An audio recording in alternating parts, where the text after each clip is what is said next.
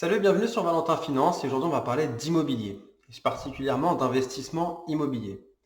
Comme vous le savez probablement, beaucoup de personnes sur YouTube prônent l'investissement immobilier et évidemment tout simplement parce que c'est l'investissement le plus accessible à la plupart des gens, en tout cas pour commencer avec un effet de levier qui est le crédit.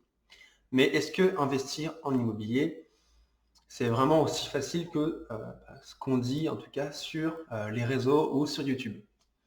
Alors la question et la réponse est très mitigée, puisqu'effectivement, investir dans l'immobilier, c'est facile, en tout cas la théorie de base est très simple. Ensuite, la pratique est plus compliquée, et après, l'après-pratique est encore plus compliquée. Pour l'instant, à titre personnel, j'investis uniquement dans les parkings, puisque je suis étudiant, donc par manque de moyens, je peux faire que des petits crédits.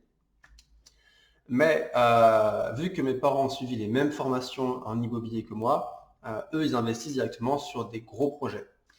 Alors, ce que j'ai retenu des investissements, en tout cas sur les gros projets de mes parents par rapport à la fiscalité, puisque la fiscalité de mes parkings, elle est très très simple, c'est du micro-BIC, abattement fiscal de 30%, j'ai pas à réfléchir. Les gros investissements, style appartement, immeuble, etc., que mes parents peuvent faire, alors, oui, la théorie est simple. La recherche est relativement simple, il faut se bouger un petit peu le cul. Mais par contre, la fiscalité, c'est une usine à gaz. Sachez que c'est la plupart des gens qui vont vous dire que oui, c'est facile d'investir en immobilier. C'est soit qu'ils n'y connaissent rien, soit qu'ils ont quelque chose à vous vendre, c'est-à-dire des formations hors de prix. Par transparence et honnêteté intellectuelle, sachez qu'en immobilier, il y a énormément de possibilités au niveau fiscal, il y a énormément de choses à savoir. Vous ne pourrez pas réussir tout seul en immobilier sur le plan fiscal si vous n'avez pas de fiscaliste ou de comptable. Tout simplement parce que déjà que rassembler tous les documents fiscaux et les documents que vous allez pouvoir défiscaliser, ça va vous prendre une soirée entière. Alors si vous devez les traiter par vous-même, c'est quasiment impossible. Alors je dis pas que c'est impossible, je dis que c'est quasiment impossible, puisque voilà, il faut vraiment connaître.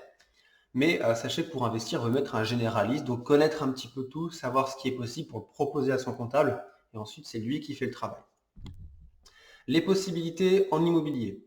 Alors, on entend souvent en immobilier, chouette, si tu as du bon cash flow, tu vas pouvoir emprunter à l'infini et du coup avoir un cash flow qui grossit à l'infini et t'enrichir, c'est super simple.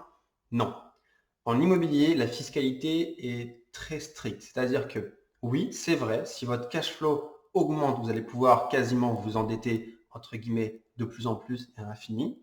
Ça, c'est vrai, mais c'est une vérité qui englobe, entre guillemets, un petit peu un mensonge. C'est-à-dire que la LMNP, donc c'est-à-dire le moyen de faire de la location meublée pour avoir du cash flow sans du coup avoir d'impôts, par exemple, est très limité. C'est-à-dire que vous allez vous faire environ au maximum 1000 euros par mois de cash flow sans payer d'impôts. Ensuite, vous passez dans une tranche LMP et là, les impôts risquent de réduire drastiquement votre rentabilité, voire la casser. Donc, ce que font la plupart des gros investisseurs en immobilier et ce qu'ils ne vous disent pas dans leur formation, c'est qu'ils passent en LMNP pour avoir 1000 euros de cash flow sur leurs investissements immobiliers et ensuite ils passent en SCI pour faire du patrimonial.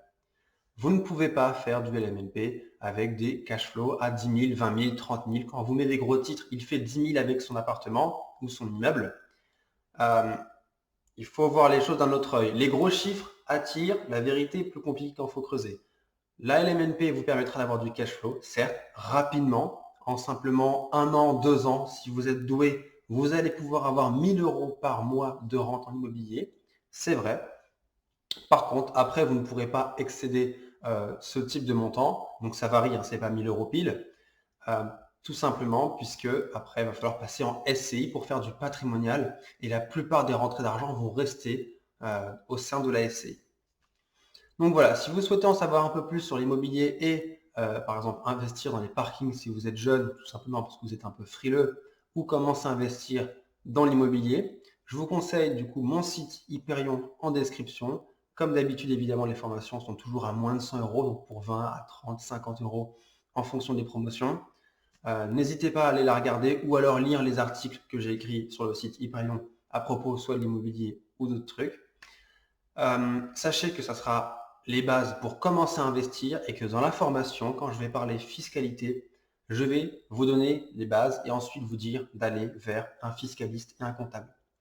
Vous n'aurez pas d'approfondissement dans la formation sur la fiscalité. Je vais vous rediriger, vous dire d'aller vers un comptable et un fiscaliste puisque c'est comme ça que tous les investisseurs font. Voilà, la plupart des gros investisseurs fonctionnent comme ça. Donc voilà, c'est la fin de cette vidéo. J'espère qu'elle vous aura appris quelques trucs sur l'immobilier. En tout cas, que ça aura cassé les mythes que vous voyez sur YouTube avec les gens qui font du gros cash flow avec l'immobilier. Et surtout, portez-vous bien.